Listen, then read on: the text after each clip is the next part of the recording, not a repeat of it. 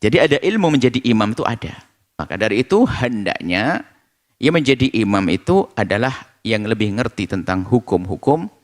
Kemudian yang kedua, yang di belakang imam.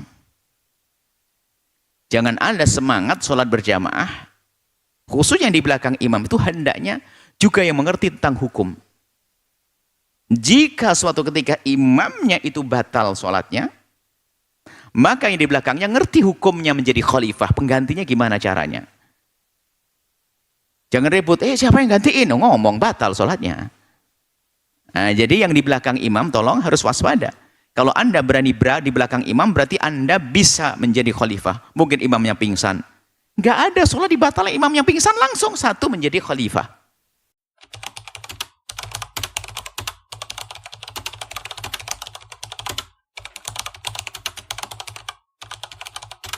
Assalamualaikum warahmatullahi wabarakatuh.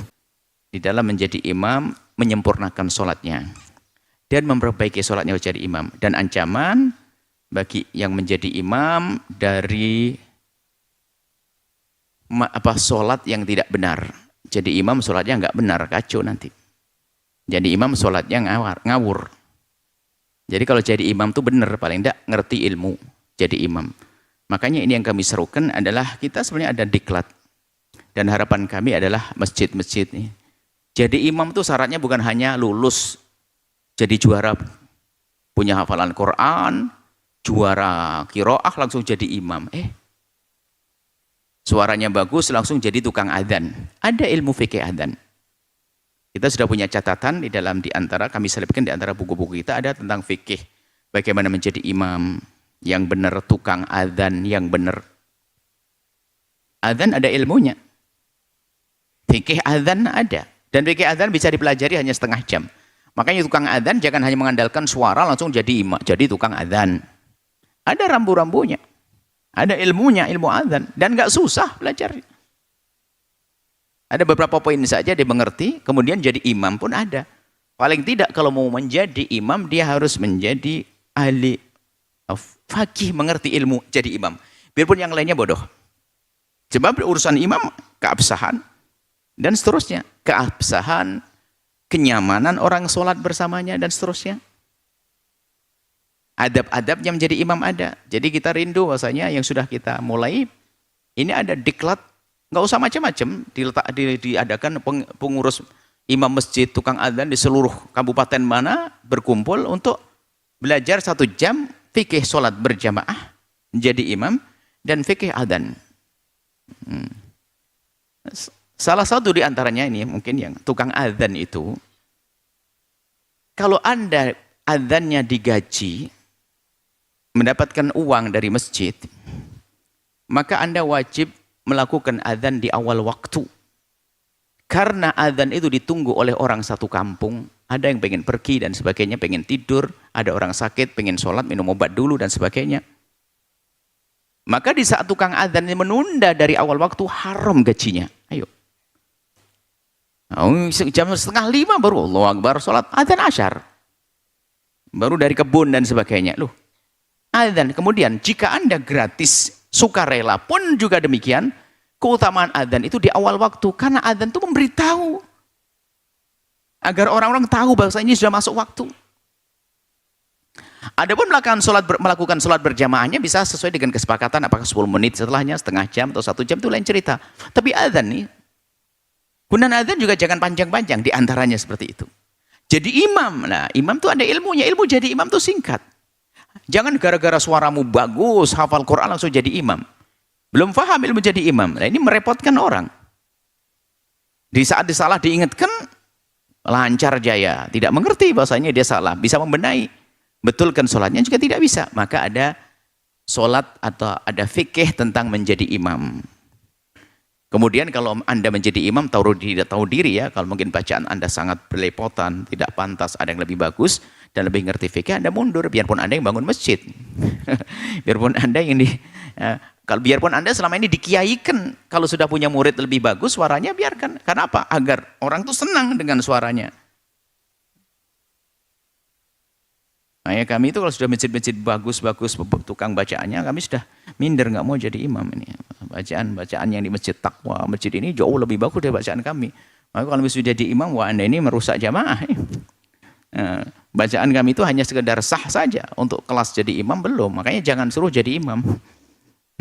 Dibenahi juga memang begitu sudah. Untuk menjadi punya bacaan yang bagus kan harus ada bakat suaranya dan seterusnya. Baik, ini bagaimana menjadi imam.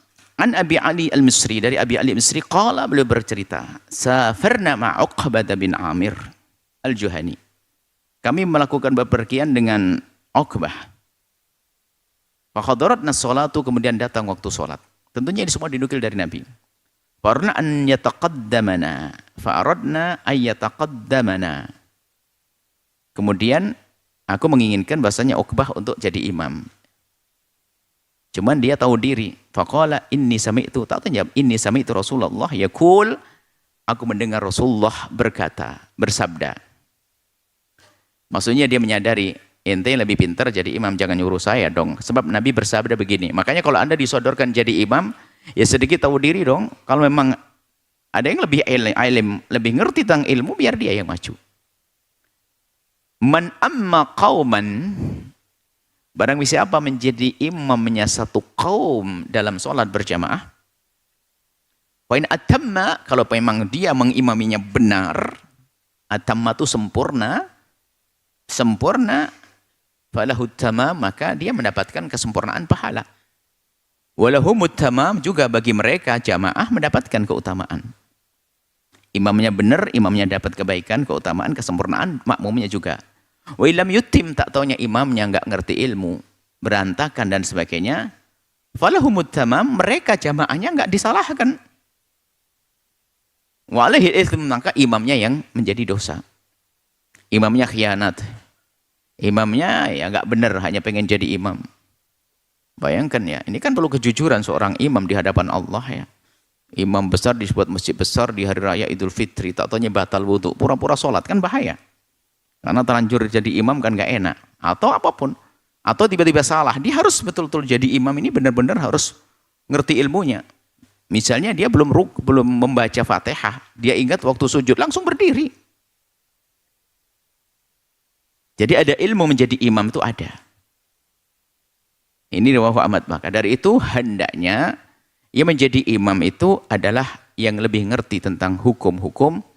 Kemudian yang kedua, ini tambahan tidak ada di sini, yang di belakang imam.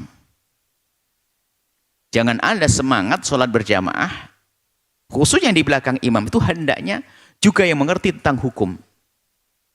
Jika suatu ketika imamnya itu batal sholatnya, maka yang di belakangnya ngerti hukumnya menjadi khalifah, penggantinya gimana caranya. Jangan ribut, siapa yang gantiin? Ngomong batal sholatnya. Nah, jadi yang di belakang imam tolong harus waspada. Kalau Anda berani di belakang imam, berarti Anda bisa menjadi khalifah. Mungkin imamnya pingsan. Nggak ada sholat dibatalkan, imamnya pingsan langsung satu menjadi khalifah. Khalifah itu bisa saja yang di belakang maju atau istikhlaf. Imamnya sendiri karena dia batal, pengen ke kota yang lain, tidak kuat, dia menunjuk istikhlaf, minta digantikan. Itu ada ilmunya. Jangan imamnya bubar langsung ikut bubar. Nah ini. Jadi ada sederhana sebetulnya. Ada ilmunya fikih berjamaah, fikih menjadi imam. Baik, kemudian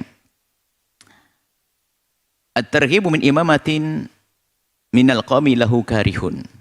Nah ini termasuk imam harus tahu diri. Ancaman bagi orang yang menjadi imam, ternyata orang di belakangnya tidak menyukainya karena dia, bukan karena mereka. Dia punya sesuatu hal yang menjadikan orang tidak senang, harus tahu diri. Kalau ada orang tidak senang kan bermacam-macam, karena dengki, karena benci kan bisa saja, bukan urusan mereka. Maksudnya, jika Anda punya sesuatu yang menjadikan orang tidak senang, jangan sok pengen jadi imam. Punya masa lalu yang kelam, memang orang Allah Maha Pengampun, tapi kan tidak semua orang tahu tobatnya. Jangan sampai sholat di belakangnya, oh ini pemabuk. Lah pemabuk bisa ahli surga. Semakan mengatakan hadis mursal ini adalah musnad. Baik, kita terlepas dari itu, kita baca dulu. Thalathatun, 3 orang la yaqbalullahu minhum, Allah tidak menerima dari mereka sholatnya. La yaqbalullahu minhum sholatan, Allah tidak menerima sholatnya 3 orang. Wala tas'adu ila sama'i, tidak akan melambung, tidak akan diterima. Naik ke langit maksudnya ke tempat mulia, maksudnya tidak diterima. Wala tujawizu ru'usahum, dan tidak melewati kepalanya. Maksudnya tujawizu ru'usahum, sebagian riwayat, bukan riwayat, takbir nabawi tentang amal, ya ini amal hanya sekedar di lesannya. Kalau pemahaman hanajir, hanajir tenggorokan, ada orang ngomong banyak tapi nggak masuk ke hati. Omongannya hanya omongan diputar di otaknya, la yatajawazan hanajiri, tidak dirasakan oleh hatinya. Ilmu yang tidak manfaat. Ada amal tidak melampaui kepalanya, hanya berputar-putar pada dirinya, jadi nggak diterima. Maksudnya adalah tidak diterima oleh Allah. Salat yang tidak diterima oleh Allah, pertama adalah rajulun amma qauman, satu orang menjadi imam bagi satu kaum, wahum lahu karihun, tapi kaum itu tidak senang dengan orang ini karena perbuatan dia. Karena memang orangnya adalah orang yang tidak layak menjadi imam, bikin orang kesel. Wa rajulun shalla ala janazatin wa lam yu'mar. Ada orang salat jenazah tidak diperintahkan. Ini ada penjelasannya. Jadi begini. Salat jenazah itu yang paling berhak pertama dan utama adalah ahli warisnya. Jadi orang lain tidak boleh langsung aku jadi imam biarpun kiai gede. Harus diizinkan atau diminta oleh ahli warisnya. Sebab dia yang lebih berhak untuk menyolatinya. Nah ini, tiba-tiba ada orang langsung jadi imam, kecuali diizinkan, silahkan.